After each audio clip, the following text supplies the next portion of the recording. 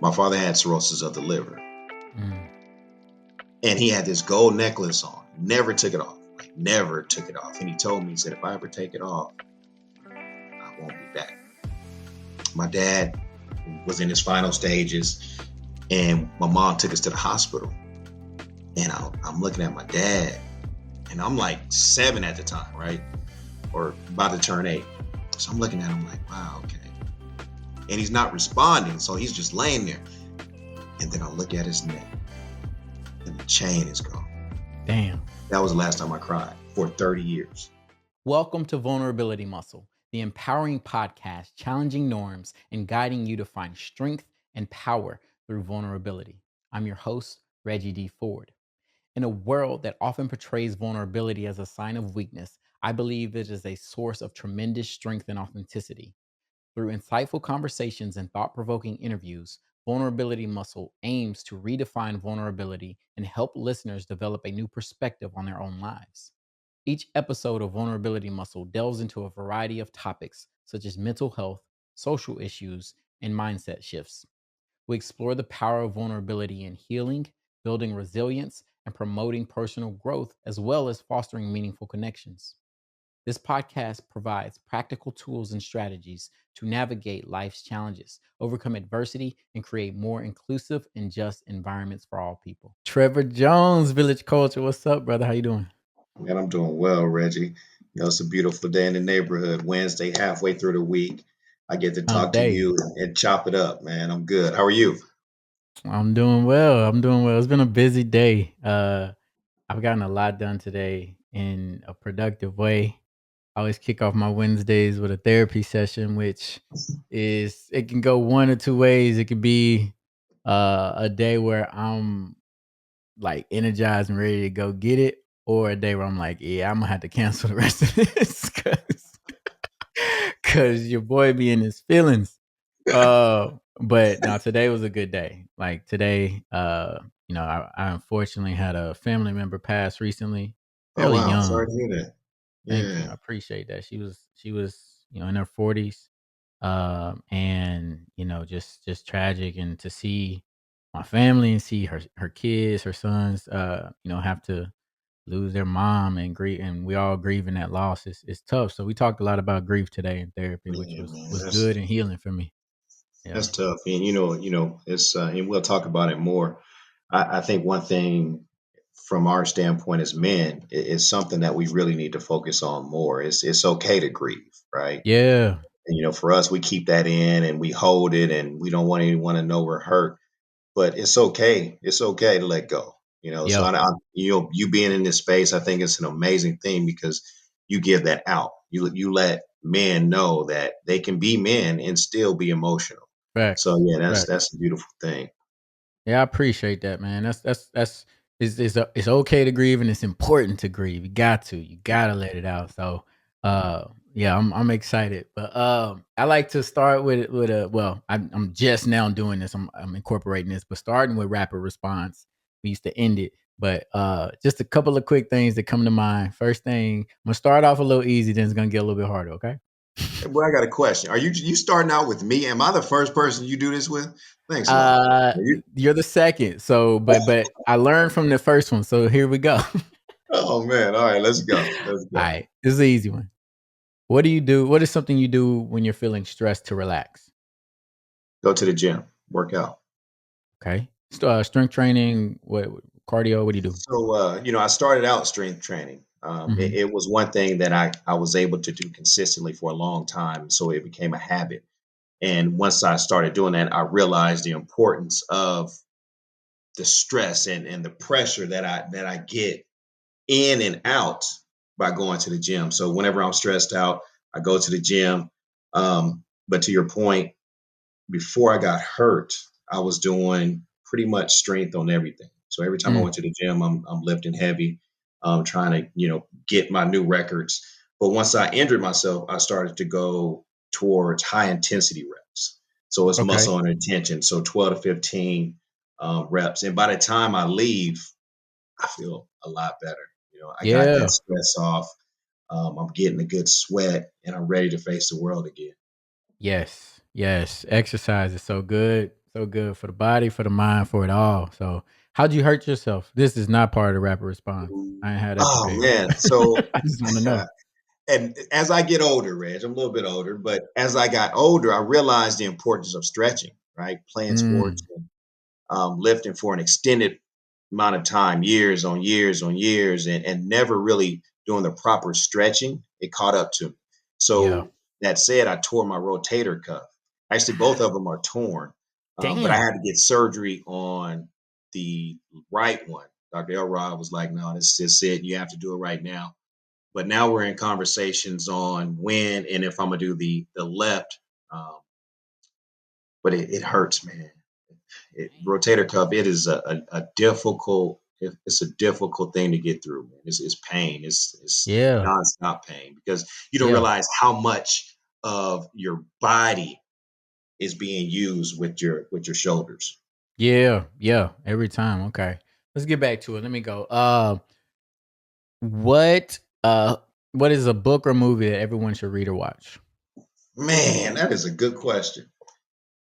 Oh, Perseverance Through Severe Dysfunction. Yeah, man. You I don't had know that if you one know this ready. guy, but he's stand up, man. I'll pretty much do whatever I need to do to make sure he's good. So this is something that people need to read. Man. This is a real Damn. deal right here from a good guy. Damn. Thank you. Thank you for that. It's For on my real. look. Like I It's on my appreciate that. desk, man. It's on my Yeah. desk here. I So appreciate that. That's real. All right. Last one for the beginning. If you could have a conversation with anyone living or dead, who would it be and why? that's a good question. I'm on this kick now where I'm looking and listening to outside the box thinkers, right? Mm, People going against the norm. So when I say that, is what comes to me is like a Malcolm X, Martin mm, Luther King. mhm. These are people that went against the grain, but they knew it was a better good. So if I had the ability to sit down, I would love to sit down with Martin Luther King and Yes. just kind of get and pick his brain, because I was watching Malcolm X, and not getting into all the details, but sometimes I get in my mode where I just kind of want to see if I can feel what they're feeling, right? When you Mhm. when you know you're different, you want to be around people that are different, or you want to see what that person is doing that truly makes them different and what is their gift. So fast forward, when I was looking at the end of the movie, it almost brought me to tears because he knew he was going to die. Yeah. Like he knew and he was at peace, right? You're at peace, but on top of that, you're going to live. You're going to leave your family. But did he really know he had a legacy, That's the right? big part. Yeah. So when I look at that, I would love to, sit down and talk to thought leaders and see, Mm. okay, what made you decide, okay, enough is enough, or I'm going to follow, my purpose, because it's something that I struggle with all the time. You and I talk about it, village culture. It wasn't something that I thought from day one I was going to do. And I'm Mhm. still doing it. And a lot of times I'm going off faith, but also fear is there, and I'm not even at that level to where they are now. So, Yeah. for me to sit down and being able to talk to them I think would be key. Yeah. But for someone that's still alive, I think it would be amazing to have a conversation with like a Obama, Yeah. Yeah. because he's in spaces and in places that we have never gone before. So, just the pressure, like we deal with pressure all day long, but in his space, how does he deal with his pressure? And Mhm. how do you think about next moves, right? Because to be a leader of people is Yeah. tough, but Yeah. being a leader of the free world, I'm sure is even tougher as Yeah. a man of color. So We saw his hair go from real nice to gray, still nice, but gray as can be, and man, so he has some stress up on his shoulders, and definitely, it's but think about this. He still had his swag, Mhm. no Oh matter yeah, what he was going yeah, through. And we cannot imagine it's gray for a reason. And it wasn't like yeah, it took a long time, but you facts. still have, and when I was a leader of people, I would always tell my staff, whatever you have going on outside of work, that's one thing. But when you come into the office, I need you to be on stage, right? Mm, Because you have to perform. You can't let people see you down. So when I look at him, I thought about that a lot because I can only imagine the weight he had on his Right. shoulders. So yeah, Yeah. those would be the people that I would love to speak with. You said one, but those are the top No, three. that's good. And actually, I just got a call. I couldn't even pick it up. So, Roderick, I cannot answer right now, but I will be there in the morning. I'm speaking at a school for MLK Day, talking about his legacy and Oh wow, also Black History Month. Start kicks off tomorrow, so this will probably air later on this year. But yeah, like oh that's awesome. so I've been tapped in, learning a little bit about MLK, and like you said, like Malcolm X. That's one person I feel is greatly misunderstood because Yes, of how he's been portrayed in history. So much of what his thought leadership was back in the day. You hear it in these leaders and activists of today, and it still rings true. And it blows my mind that we've come this many years and still are dealing with a lot of the issues that they both had identified with back then. So, yes, but no, yes. that's huge. Tell And I, me, tell, and add I'm gonna add to that one thing, which is and maybe I'm missing the point, and I have a conversation pretty much weekly in regards to this. One of the things that I thought was amazing is to have people follow you, right? mm, Be a leader and people follow you. mm-hmm, People died for you. People went to jail for you because of your vision, right? We don't have that nowadays. Like, who is our one person that we will follow? And that's disheartening to me because we have a lot of intelligent people of color, yeah, but no one is taking that lead, or for whatever reason, I'm not aware of one. You may know, but I don't know one where I'm like, you know what? Whatever he says, I believe in what he's doing. yeah. I'm gonna follow him. Can you theorize why that may be the case, why we don't have that leader?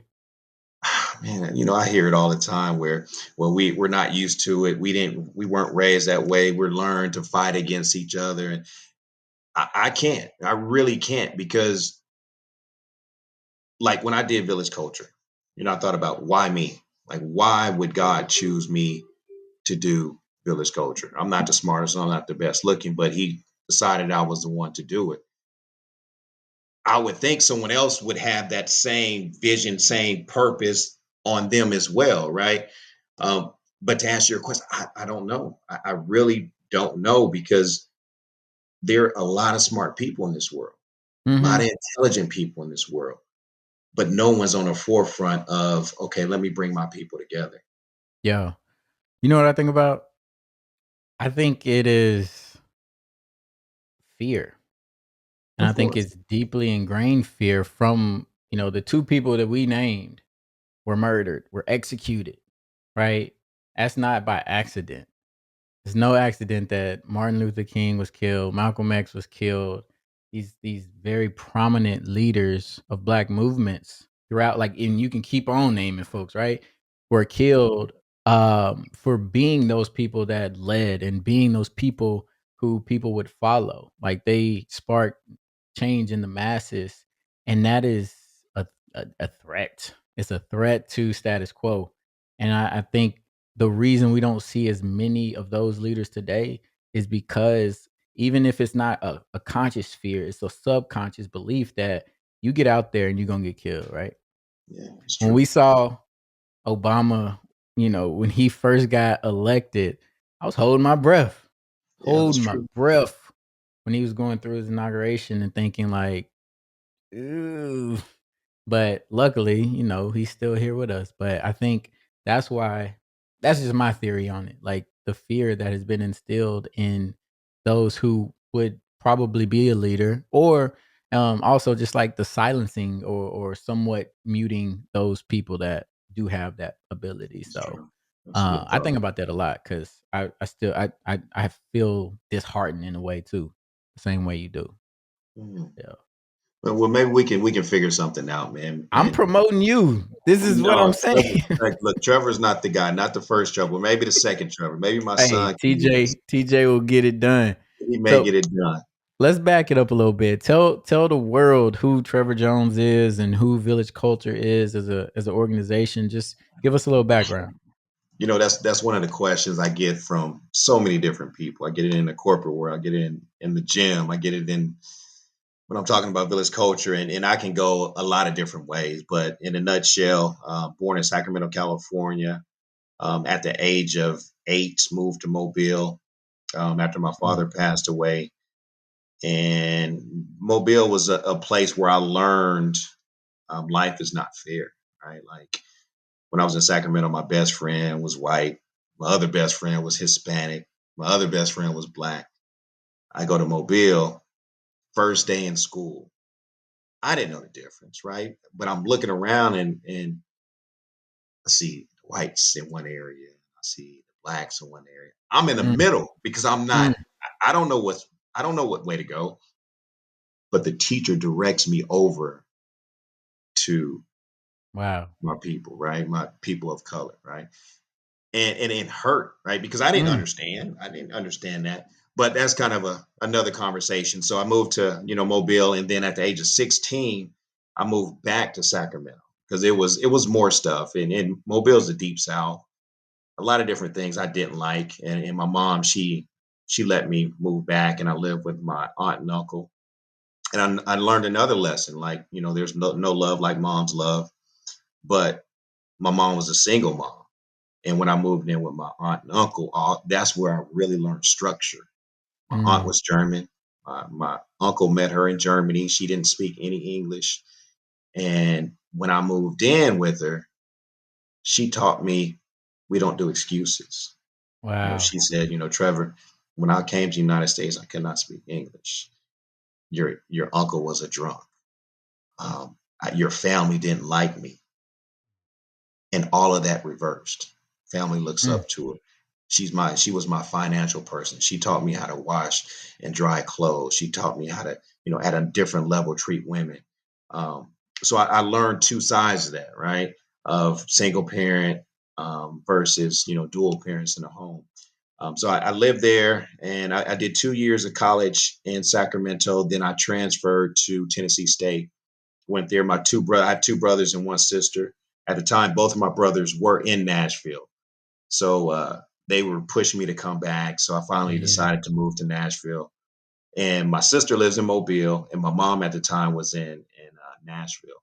Well, no, she was in Mobile. I'm sorry, but eventually she does move to Nashville. She lives with me and Danielle.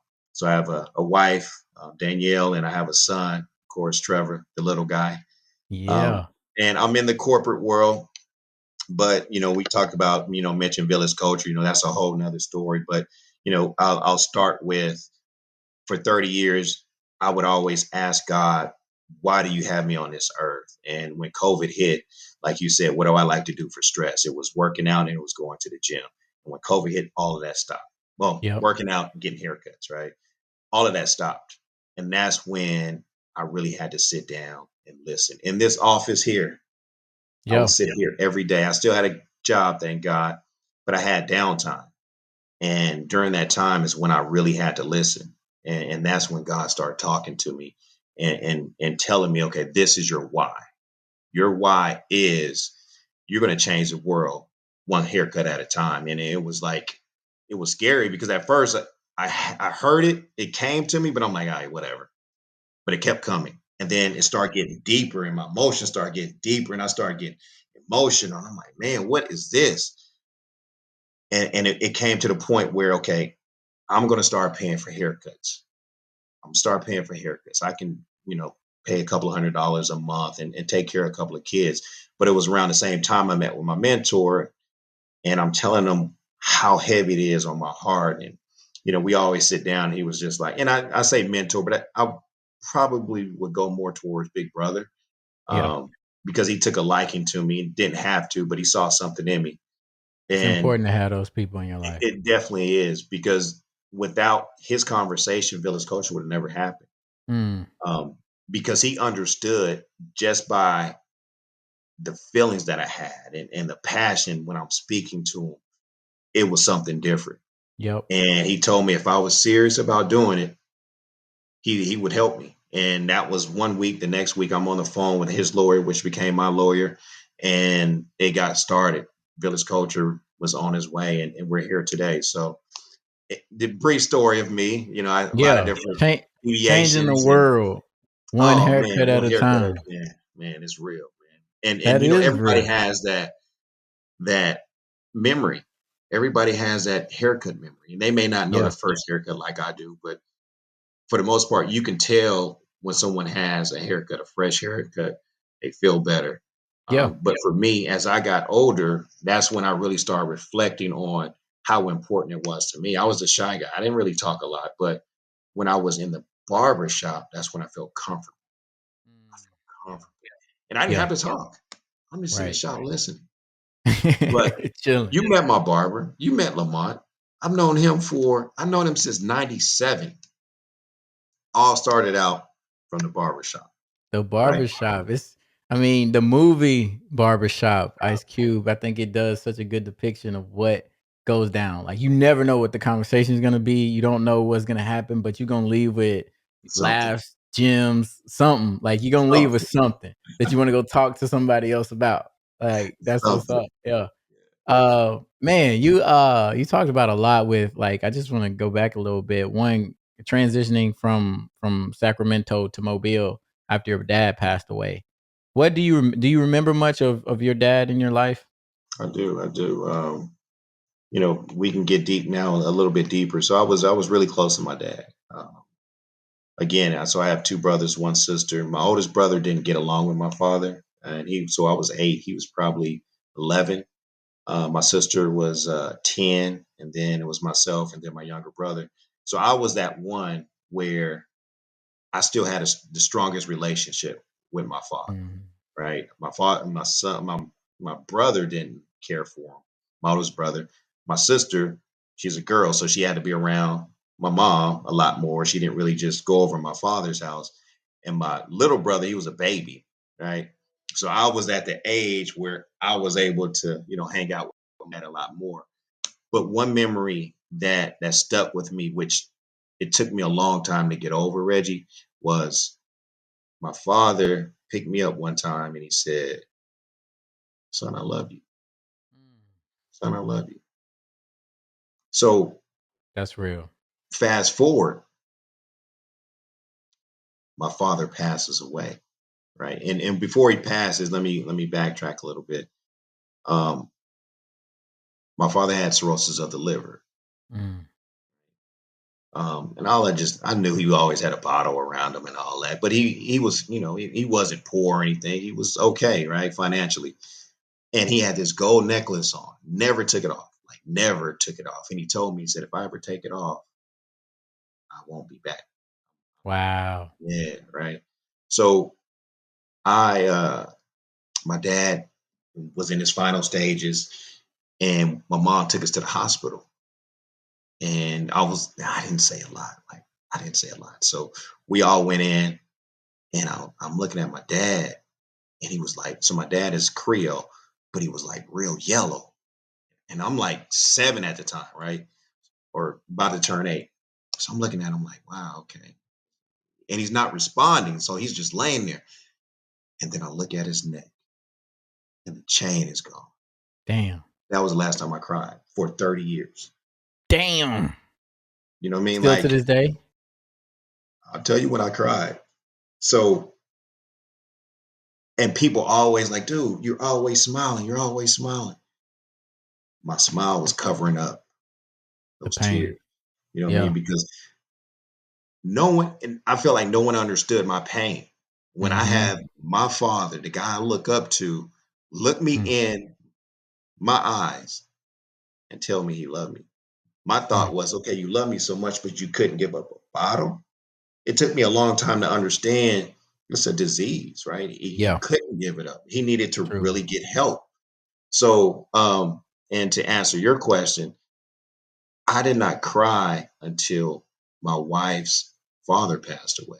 And that Wow. was five, about 5 years ago, 6 years ago. Wow. Yeah. Wow. And I didn't know that. Like, I didn't know like the importance of that, right? So We get the call. Her father just passes out on the in the backyard cutting the grass. Never Mm. came back. Find out we're driving to Atlanta. I cried from at the time we were in East Nashville. I cried from East Nashville to Atlanta, Decatur, Georgia, the whole time, Wow, nonstop. that's a 4-hour cry. Damn. So much the wife had to stop. Mm. He had to drive. Like, I mean, I couldn't, and it Yeah. was 30 years, man, 30 plus years A of, lot of tears need to come out. A lot yeah, of tears need to a come lot of out. tears, I man. remember, like, telling people for the longest that I didn't cry after my dad got locked up when I was 8. Mm, And I was mm, just like, it was like this bravado that I was trying to put on. It's like, man, like, nothing hurts me the way that I've been hurt, so I'm not finna mm, show hurt. yeah, And the truth is, like, for me, I cried in the shower. I cried when I mm, knew people wouldn't be able to see me and hear me, and where I could disguise the tears with the water. wow, And, like, I still though, like, in front of people, it was just like this, like, tough guy mentality, yeah, and like hiding behind hiding that pain behind a smile. I would it was humor. It was jokes, it was laughter to keep me from getting there. But you know what's crazy is, like, I could, like, if I was acting, if I was like, "Imma pretend to cry right now," I could turn it on quick, right? yeah, Because it was pain there, and it was easy to access that pain. So it's like, "Man, let's do this scene real quick. Let me right, get a couple I got tears you. out," but I needed to get some tears out for real.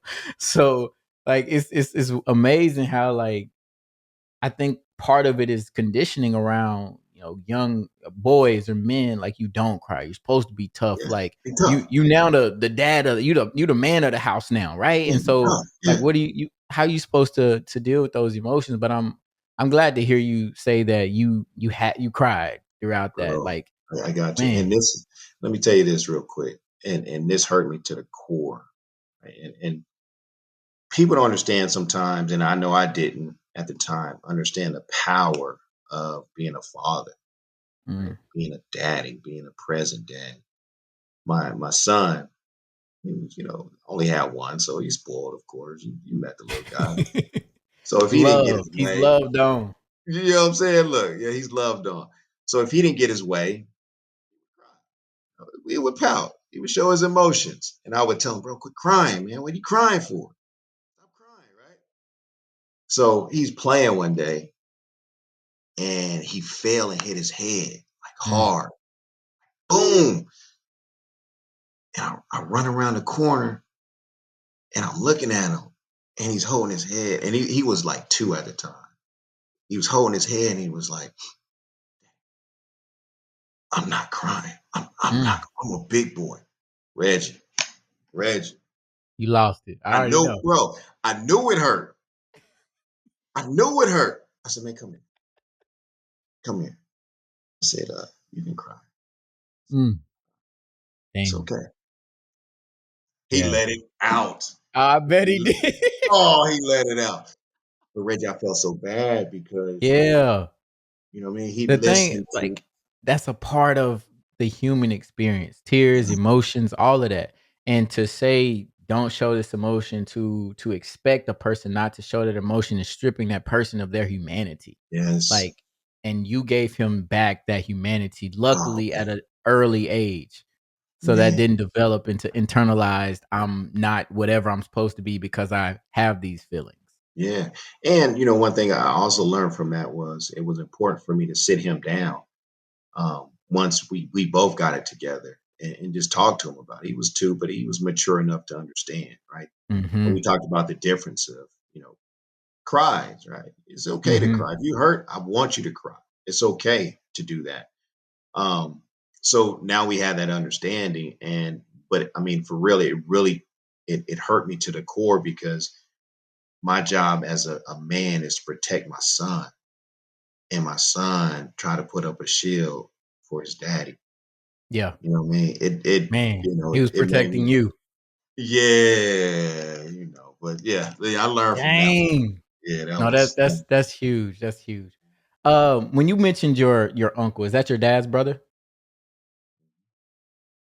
So your uncle, from what you said, your aunt said No, your no, it's uncle my mom's drank. brother. My mom's Your brother. My mom's mom's brother. Okay, so different family. But your dad was had substance abuse issues with the alcohol. Uncle on another side of the family as well. Do you know much of their backstory? Or does anything help you to understand their story a little bit more? No, because that's one thing we don't talk about. And Mhm. just being around the people that I know now that drink, it starts out with let's just have a good time. Mhm. Let's just hang out. Let's go out. And that going out becomes okay, let's have a drink in the home. Come over and have a drink. Then it gets to the point where I'm just going to drink by myself. And the stress is, they accompany that.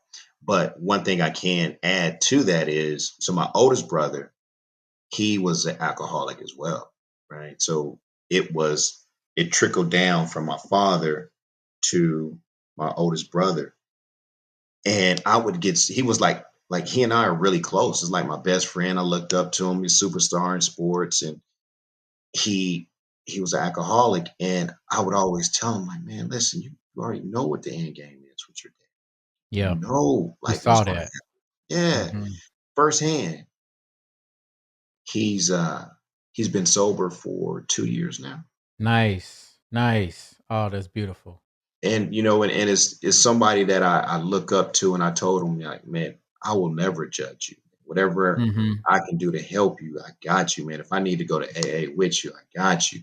Um, but I think one thing that also helps him was no matter what, because he didn't come around a lot, because he knew I was against all the drinking, so he wouldn't Yeah. come around and he wouldn't see TJ all that much.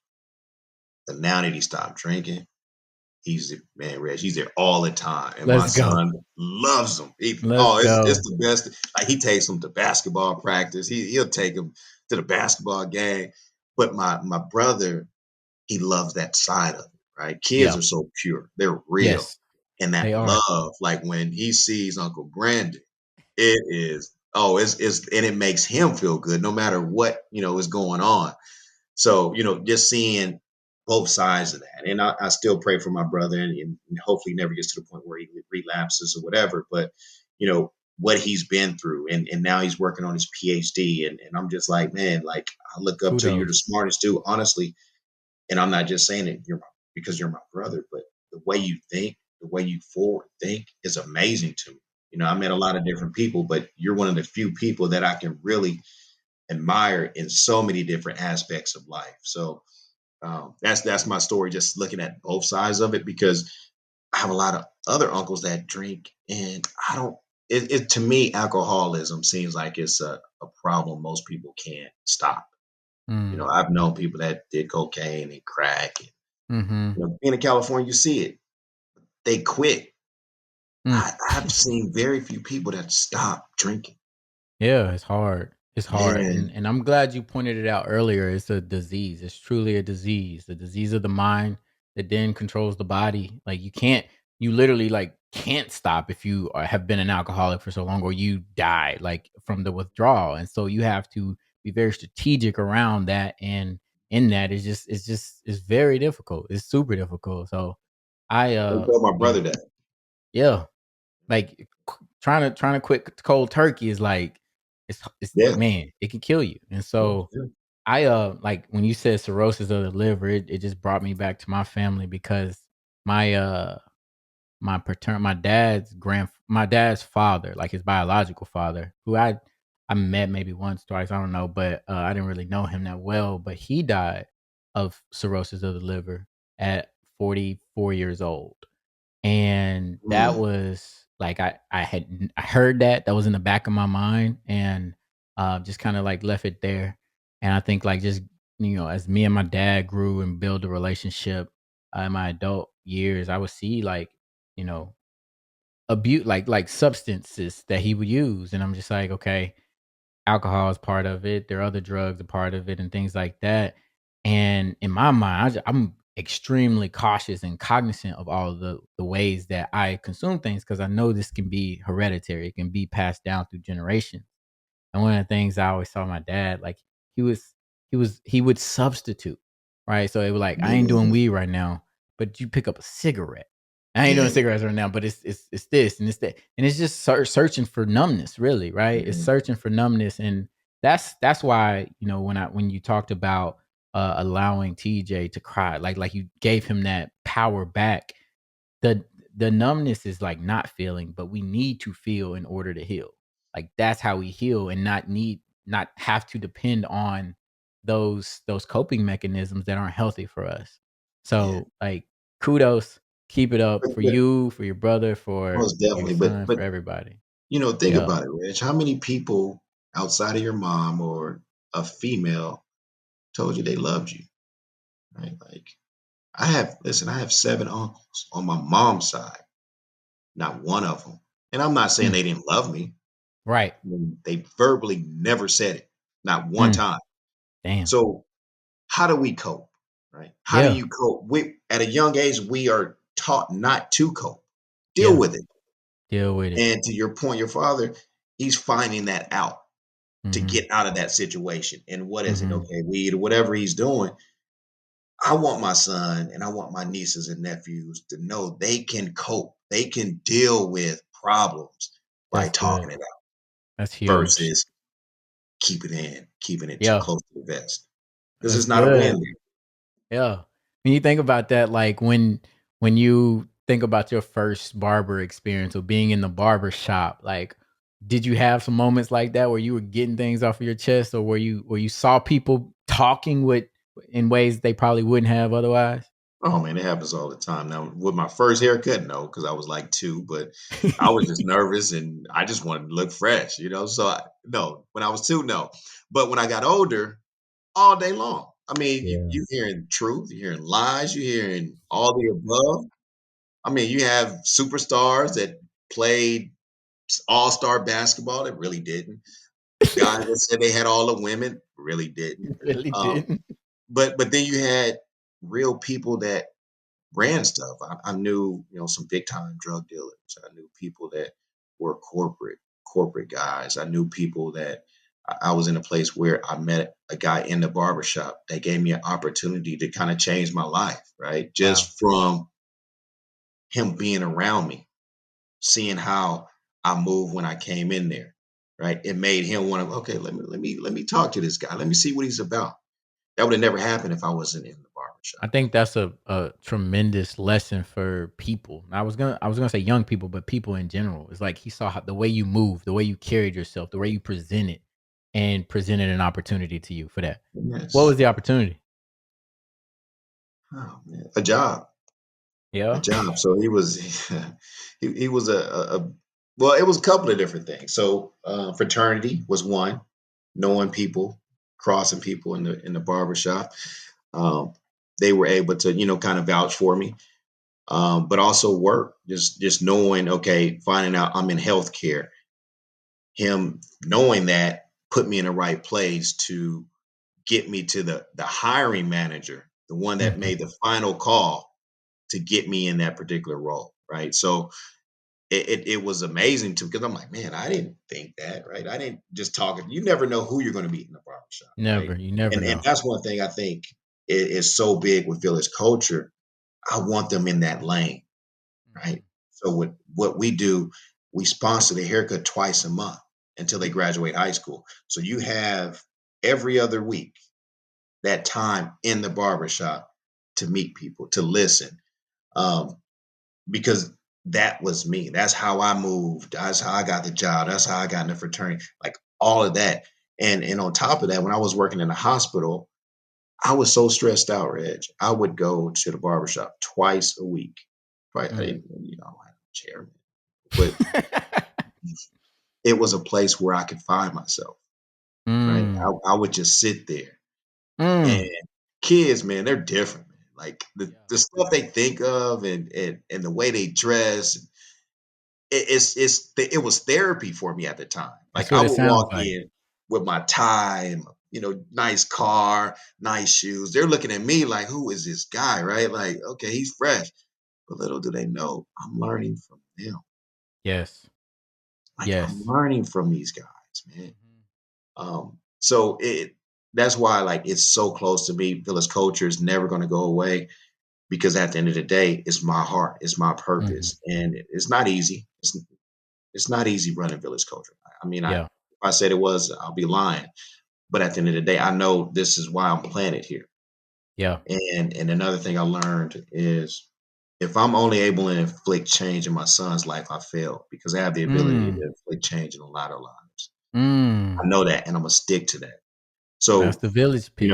it's the village, man. It's the village. So That's that's what's my up. stance. The barbershop memories, not the first time, because I was only two, but as I grew, I learned a lot. But also it's sad things too, because I had this one time in the barbershop, fraternity brother, man, and he was in there joking, man, Shout out to joking. fraternity. What fraternity?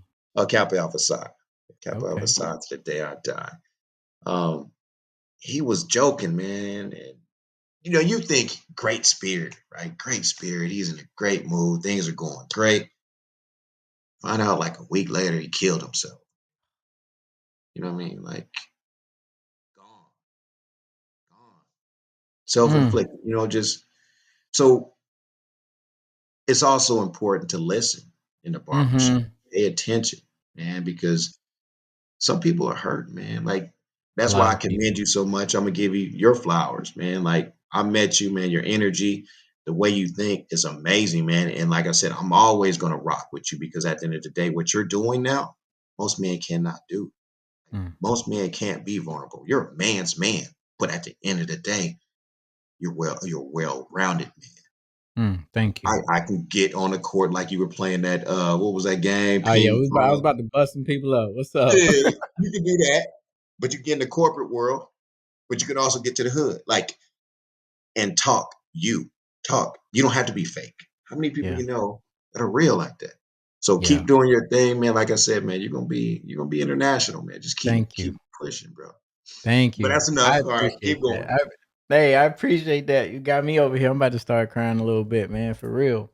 You said something that I wanted to point out with like you were learning from the kids that were in the barbershop. Mm, And I can't remember if this made the final of my book or not, but one of the things that I said was like every person that I come in contact with, I know that I can learn something from them. I know that I can glean some wisdom from them. And I said there were two specific groups of people that I feel I learned the most from. And those were children, and I was talking about young children, like the innocent, pure-hearted children that just say what's on their mind and think yes, whatever they think. I yeah. learned the most from them, and I learned the most from houseless population, the houseless population, homeless people, right? Mm, Because you think about the way that we live our lives in shelter and being, having these amenities and all these conveniences, and then for a person to experience that at some point in their life, have whatever happens in their life happen, and then be where they are in life, like there is something there that you can learn from. There is something there that definitely. that person has, and I've Sure. had some of the most fantastic conversations with people, and I think like one of the things that I always like hear from them is like they don't hear their names. They Mm, don't hear their names. And to say the name of a person who you may see on the street or ask, "What's your name?" And the next time you see them, "What's up, Joe? How you doing?" yeah, Right? Like yeah, how important our names are to us and how special that will make a person feel. Who knows what that'll do? Like you said, like not hearing "I love you." That hearing their name is maybe equivalent to "I love you." You do matter in this world. I'm not just gonna walk past you. So yes. I just It's wanted that huge. to be known because, yeah, I think it's important to one learn from everybody, but Yeah. also be a decent person. Yeah, and be you, man. Like, we're so scared, and I had this conversation yesterday where we get caught in our day-to-day life and we're so comfortable. And I think like maybe that's why we don't have a leader, right? Or Mm, a visionary for the masses is because like you said, the fear, but we're so comfortable. Why do I want to get out of my comfort zone? Why do I want to get out of my life to do this? And I don't even know if it's gonna work. Faith is something that most people don't have anymore. mm, Back then, yeah, you got to faith because a lot of times you didn't have anything anyway. mm, So yeah, I'm gonna try it. Now we're good. Most of the people we hang around, they're good. So Why would I get out of my space and Mm. try something? I don't have to. I can talk over the phone and email and text and Facebook and Instagram and all this other stuff how I feel, but I'm not going to act on that feeling. Let me ask you something. With being in corporate America and having a job in healthcare and the where you came from to where you are today, do you ever feel guilt in that way that what you just described? Like I'm comfortable in where I'm at. I don't necessarily have to go to certain places or be around certain people. Do you ever feel any guilt around that? I'm not going to say guilt. Um, that's when I sat down with my oldest brother. We had a conversation, and he hit me with something that I didn't even think of. He said, "Trevor, if you don't do anything else in life, you're considered a success from where you came." Mm, So I would never say guilt because it wasn't something that was given to me. Now, I will say, once I started Village Culture and I got out there and I saw these kids, I did get to the point where somewhat selfish. I felt like I was a little selfish because okay. in my bubble, I'm good, but my bubble wasn't really real.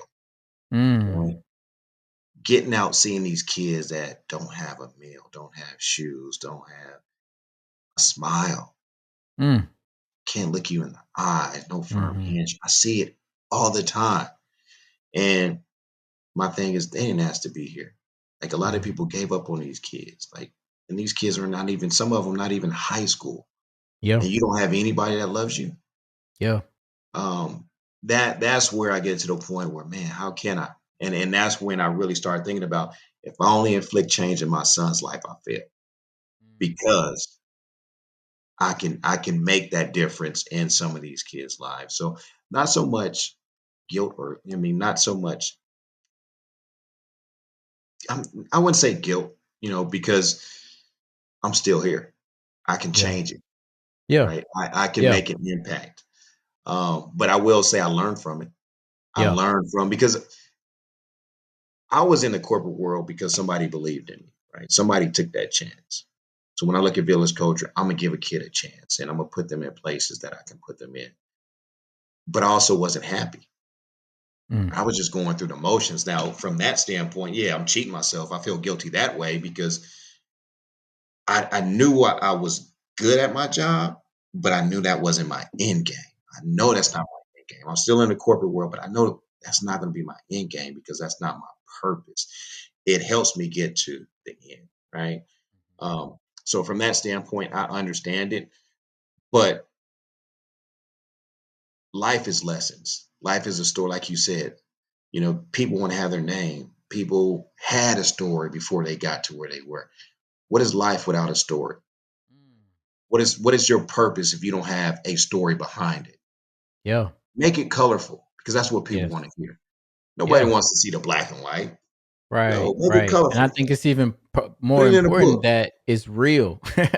It's real because if you make it black and white, then you lose out on the nuances that make it the actual story, right? If you just say, "I grew up here and I ended up here," well, we lost so much of how did you do that? How do I learn from what you did? How do I prevent making those mistakes that you made and actually get to the places that you are where I wanna be? And so I think Yeah, that's huge. That's super important to tell the story, and you tell the have a story. story. And Yeah, so we're in this school now. We're blessed enough to be in a school, and I see these kids, Reg, like some of these kids, man. Like before we came, I it was like one or two of them that said they hadn't had a haircut in a year. I'm like, damn, what? Like if I don't damn. get a haircut now, it's because when I don't feel like it, or my barber can't come over to the house. These kids Yeah. have no option to get a haircut. Mm. But now that we're working on our second year, now they're talking. Mhm. They're talking. They're looking you in the Yeah, eyes, right? yeah, They want to be heard, man. Like you right. said, name. Yeah. Oh yeah, I'm greeting you. We're talking. Yeah, But before they didn't have that space. They didn't have that platform to really talk because when we go to the school, it's just the barber, the kid, and myself. Mhm. Just us. right, You're in a safe place. You can right. talk about whatever you want to talk about. They didn't have that before, right? Yeah, And I didn't think God was going to lead me to this school. By no means. This is the wow. school that it's a school, right? It's It's just a a school. different place. I mean, the door's locked. I mean, most of them are on probation, just got out. I mean, like, it's a problem. But Hmm. a lot of people gave up on 'em. I Yeah, can't do that. Can't do it because that's that's what they're used to. exactly, and that's where when you see like young people turning to just desperation, like they're doing whatever it is. I think it's hard for people who don't who it's hard for people who have people who love them to understand that kid. Right? If you've had a parent, if you had an aunt, uncle, some loved one telling you and showing you love, it is hard to tap into the mind of a kid who has nobody. And there are kids who have nobody. I Nobody. was just like looking at one of my cousins. He was talking about one of his best friends, and he's like, I'm sitting in here. He was locked up. He's like, I'm sitting in here talking to this young dude, like 15, and he reminded me so much of myself. He doesn't have anybody. And I can see him why he's wilding out like he is because who's gonna who cares about him is how he's looking at it. Like who cares about me? But what you are doing, man, I like I want to give you your flowers because the impact that you are having on people's lives, young men, young boys and men's lives is tremendous. And like I spent a lot of my time I didn't go to the barbers much because my mom was a barber. And so Mm, my mom cut my hair most of my life until I learned how to cut hair and I started cutting my hair. And so like I did not get the full barber experience. I would jump in every now and then, and if I wanted like for championship game, I'm getting some designs over here. Shout out to Gino there. I'm getting some designs of something. But I just I know the impact that chair, that those conversations, that the influence of men has on young people's lives. And so kudos and congratulations to you. I'm so proud to know you and to see the work that you're doing. thank you, my brother. Thank you, Yeah. man. I Thank want you. I want to I Uh-oh. got like some barber facts because Okay, I yeah, ain't we gonna like hit you with the those. questions just yet. I got some barber facts. So you just sit back and see if you've heard these before. But five barber facts if you haven't heard them. Barbers have a long history dating back to ancient civilizations. In ancient Egypt, barbers not only cut hair but also perform medical procedures like dental work and surgeries. Mm-mm, The red, white, and blue stripes on the barber sign. Do you know what that's from? mm-mm. So the I red did at one represents point. I don't know it now, though. Go ahead. okay. The red represents blood, the white represents bandages, and the blue represents veins.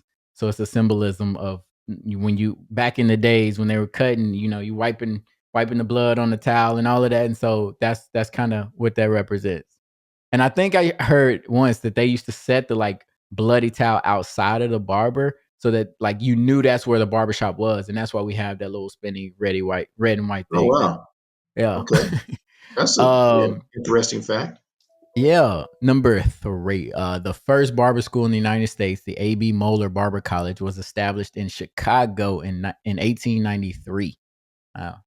Um, where is it? Some superstitions are associated with haircuts. In various cultures, it's considered unlucky to get a haircut on certain days of the week or even under specific lunar phases.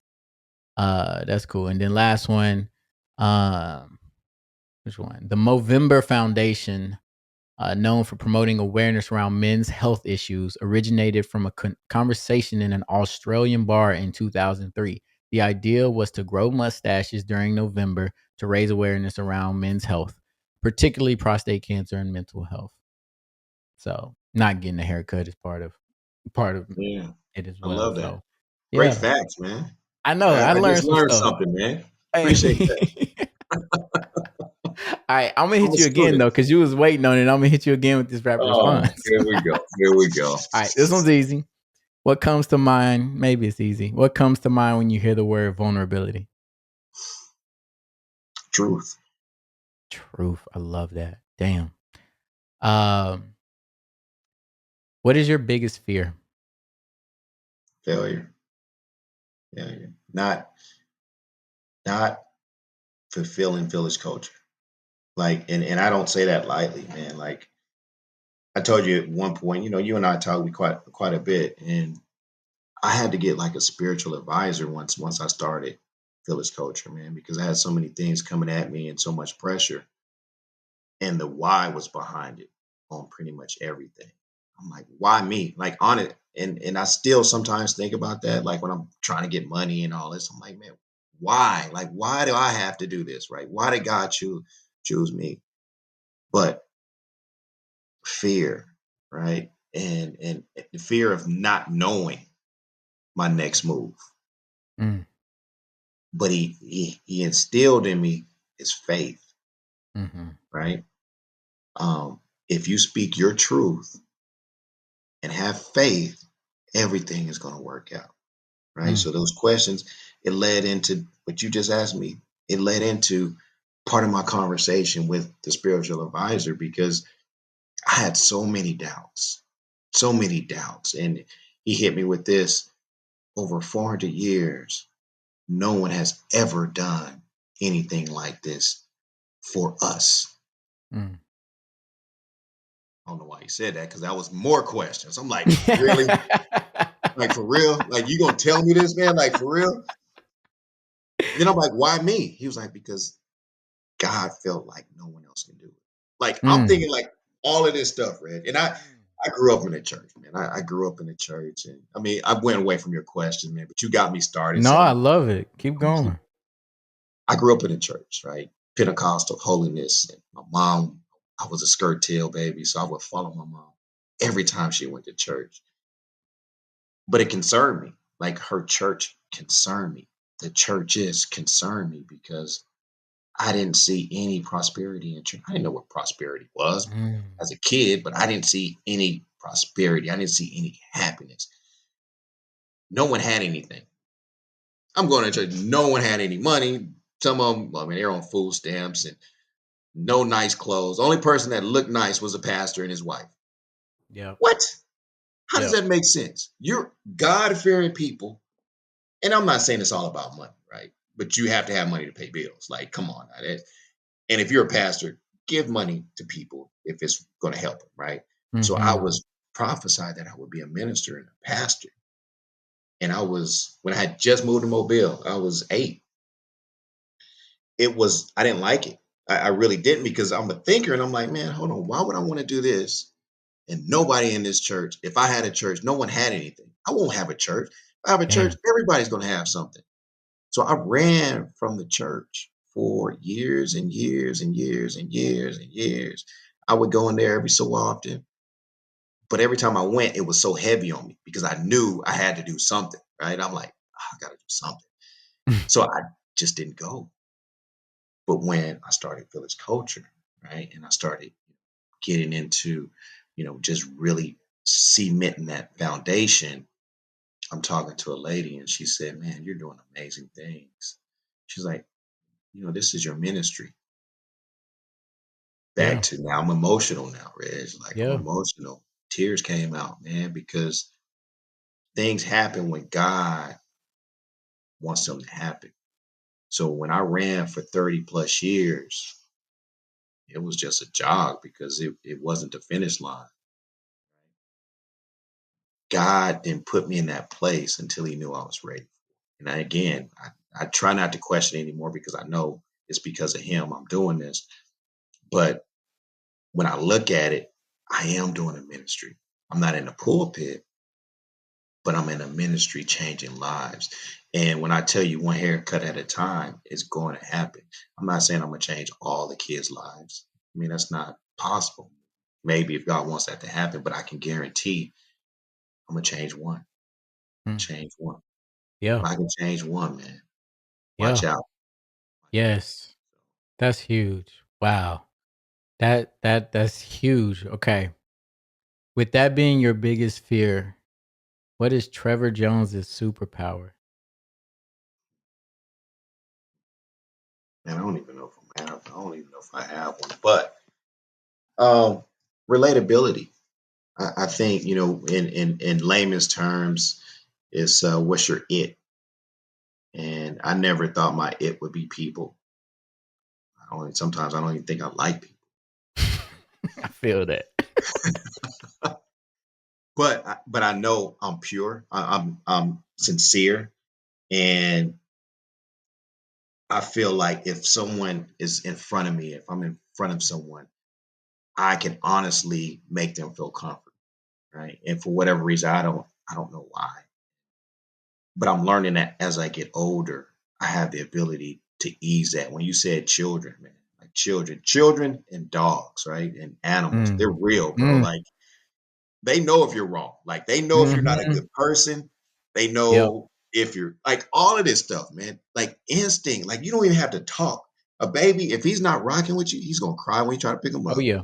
You're gonna cry when you're around. Same thing with a dog.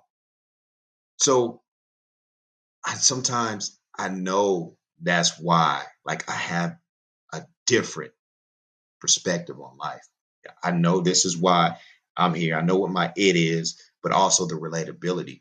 But it's crazy. I use the kid and the dog as reassurance that it's true, right? I go around, Yeah. yeah, yeah, yeah. Yeah. They're gonna Kids are, it's confirm it that for you. simple, man. Yes. Yes. They're They will real. They're not confirm gonna it. hide. Yep. Yep. That's real. I like that. I got one last question to ask, and it's a good one. What do you need help with right now? Man, money, man. I need money, Reg. That's what I need. Shout it Um, out. I never knew it was that complicated. I never knew backstory. So growing up, I didn't have a lot. I didn't have a lot at all. Like single mom, 4 kids. I used to wear my brother's clothes. And I don't. It's no sob story. It's a story. It's colorful, right? But when I got older, like I was always a thinker. I was always the quiet one, but I was always thinking. And I'm like, man, once I get older, I'm not gonna be like, not gonna be Mhm. like, I'm not gonna ask for anything. Mm. So in high school, I got a job in California, Sacramento. When I got in college, I was working for the state as a student assistant. So I worked, the round table was my first job. So I worked round table pizza Saturday and Sunday. And I worked for the state Monday through Friday and go to college. So I did that for 4 years, 2 years for both, right? But then when I moved to Nashville, I did the same thing. So I did that for 10 years. I worked 7 days a week, 10 years, because I never wanted to ask. Never Mm. wanted to ask. And I got to the point like, yeah, I don't have to ask for anything. I get whatever I want. God had a different plan. Yeah. No, you're going to ask, bro. Like Yeah. you're And going we to forced ask. to. I'm Yeah. for it. And I'm still fighting with that, Reggie, because it's my purpose. It's my truth. Why does someone has have to believe in my truth, right? Mm.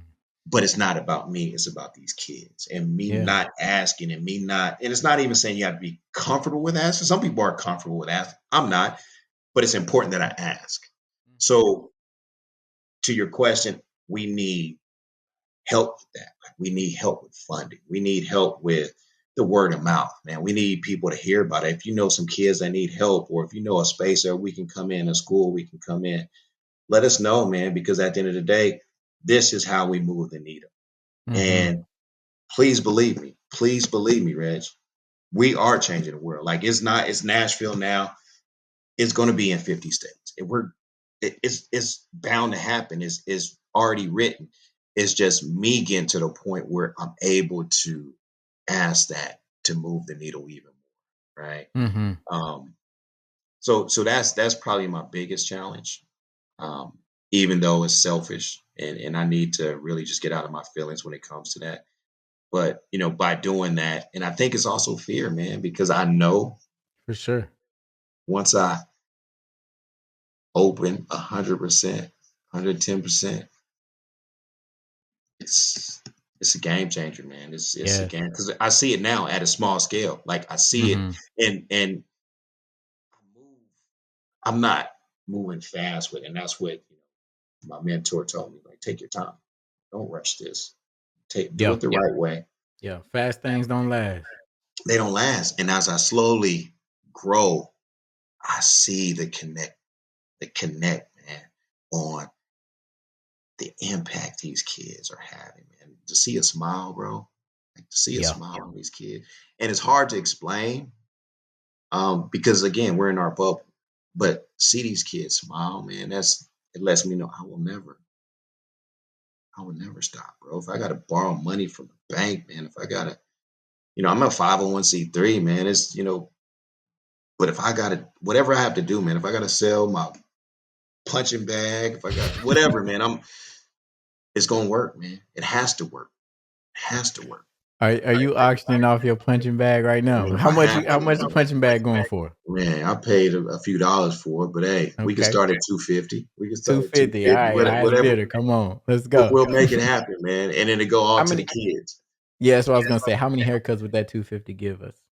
So it's a haircut. It'll be 10, but a haircut is right now it says 25 a head, and Mhm. and I think it's important to also speak to.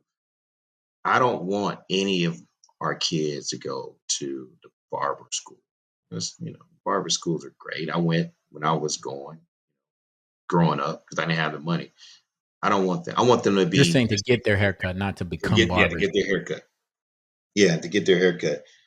Um, I want them to have the same experience that Reggie has, the same experience that Trevor has in the barbershop, paying customers, time slot, the whole experience as much as they can, right? Mhm. That helps too, right? Feeling special, Yep. feeling like, okay, I have some presence here, right? True. That is what I want them to see. And one of the things that we're going to work towards, one of our plans is a bus. We want to, kind of get a bus where we can trick it out and have some barber chairs in there so we Mhm. can come to the school, come to the house. Because like me growing up, we didn't have transportation to the point where I can just drive and, get my hair cut. I had to walk a lot of times. So if I can just come to their location consistently, because the consistency is a key, man. If you can be consistent with these kids, you're going to see change. If you Yes, listen to absolutely. these kids, you're going to see change. If you're judgment free, you're going to see change. If you're real, if you're um, understanding, you're going to see change because a lot of them are at a stage now, like you were saying, like these kids are 15 years old. Like I talk to these kids all day long, right? Like all day. This is their life. They don't care, man. They They don't don't. care. But I can't tell them like you're the worst kid ever. No, let me let you talk, man. You talk Mhm. to me, and Mhm. maybe we could just, and it's a conversation, right? It is. We're in a conversation now. Let's talk about that. Was that a good move? They're honest, bro. Like, no, it They wasn't. will be. No, and Yeah, I knew it wouldn't. I didn't care. I I don't know. care. Right. Yeah. But they want somebody to care about them before they show that they care. And come That's back. what it is. And they want Yep. us to come back, right? Yep. It's not The that one and done. consistency. I'm coming back, bro. Consistent, How you doing? authentic presence. Yes.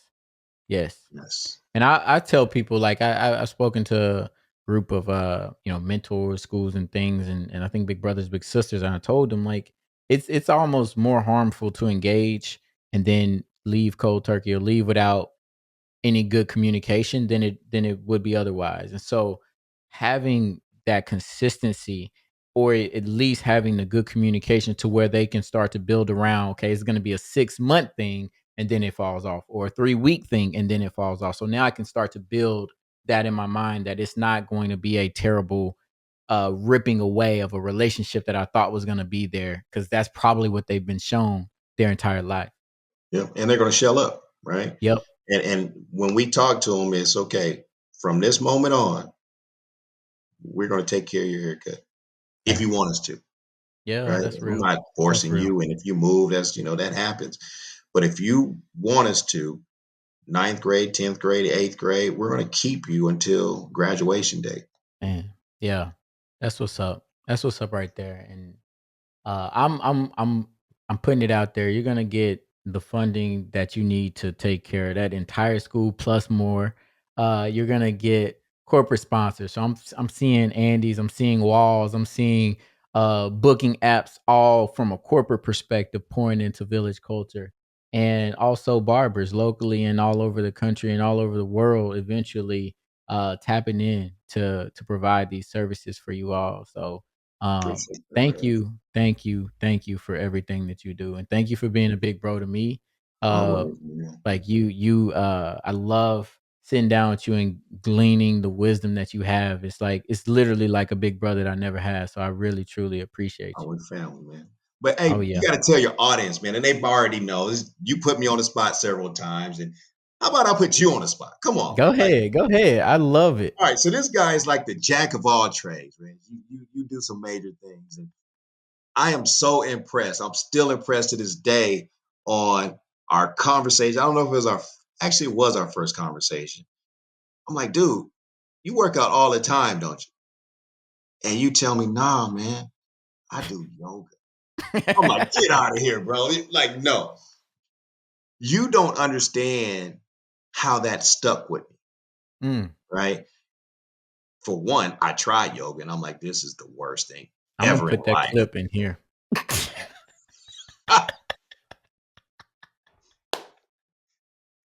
I'm putting the clip. But when you told me that, it let me know you're different. Right. I already knew, like when I first met you, I thought you were a student. Remember, I came in there and you're like, Oh yeah. no, no, no, no, I'm gonna speak. I'm like, what, dude? You're like, yeah, no. You gave me your book. So I already knew like you're a different guy. But every time I see you it's something new. The things that you're doing, and you may not want the credit, but sometimes you need to understand, man, like the way you move, the way you shake, no one will be able to do it the way you're doing it. No one. So take that in, man. Like enjoy that and appreciate your blessings, man, because you have that it.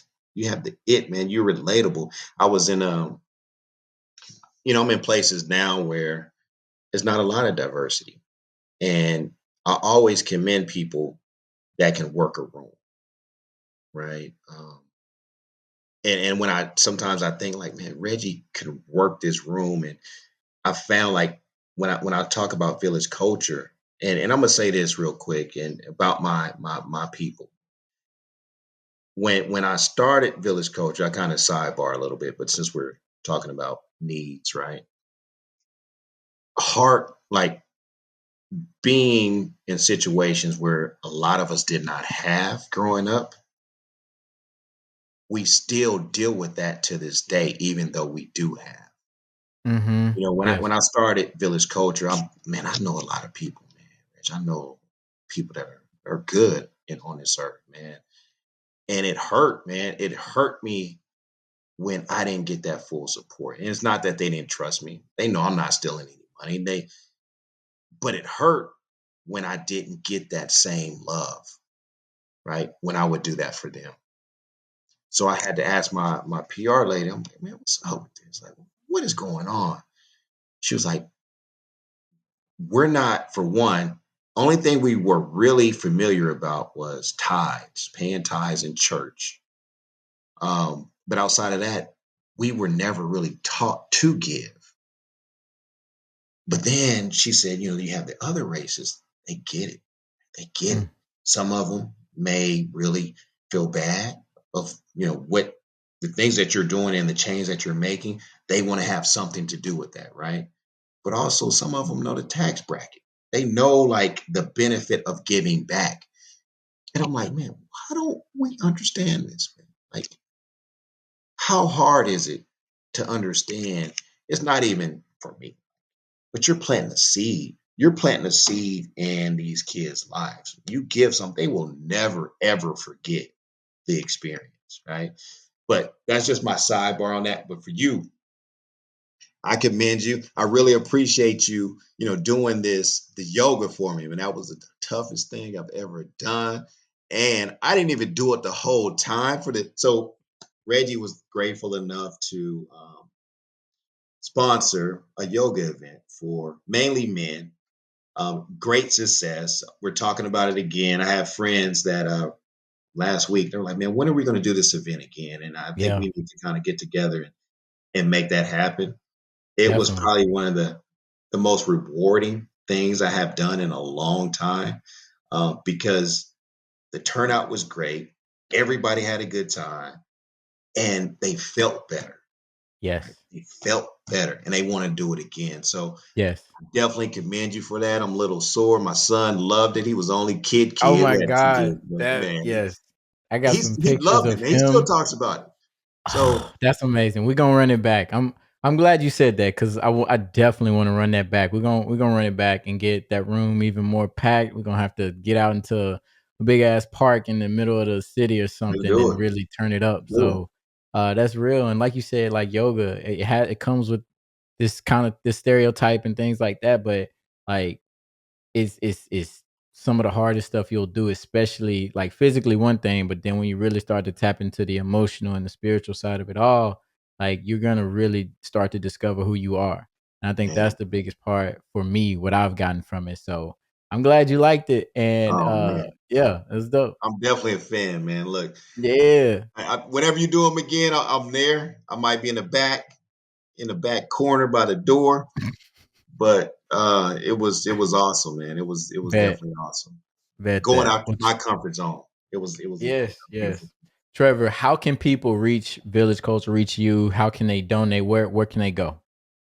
Oh man, so Village Culture. A lot of people go to the Instagram platform. It's of course Village Culture with a K, VillagekUlture. We also have a website, Village Culture, villageculture.org. My email address, villageculture at gmail.com. All the platforms, PayPal, paying platforms, PayPal, Venmo, Cash App, Truist Bank, a lot. I mean, any avenue you can call me, you can email me. We can talk it out because some people may not be able to financially give, but what else can you do, right? Can Yeah. you word of mouth? Can you volunteer? All of that is beneficial. It's going to help us move the needle. So thanks for asking, Definitely, definitely. Well, Trevor, all the things that you can be doing and all the places you could be, I appreciate you being here with me, embracing vulnerability. man. Listen, don't say that again, man. Listen. Listen, all you gotta do is call me. I don't care what place I am and all the things I have to do. If Reg hits me up, I'm there. You know That's love. That's that. love. Appreciate you, big bro. You already know, man. Have a good one, man. Thank you for joining us for another powerful episode of Vulnerability Muscle. I hope you found inspiration and valuable insights that resonate with you. If you're enjoying this journey of self discovery and empowerment, there are a few ways you can support the podcast. First, make sure to hit that subscribe button so that you never miss an episode. If you've been moved by our conversations and the mission of redefining vulnerability, please consider leaving a review. Your feedback not only motivates us, but also helps others discover the podcast. Share your thoughts on YouTube, Apple Podcasts, Spotify, or wherever you tune in. And don't forget to spread the word. Follow us on Instagram at Vulnerability Muscle for updates, and you can connect with me personally at Reggie D Ford on all platforms. Visit vulnerabilitymuscle.com for additional resources and upcoming episodes. And remember, embracing vulnerability is strength. Thanks for being a part of the journey. Until next time, stay empowered, stay vulnerable, and keep flexing that vulnerability muscle.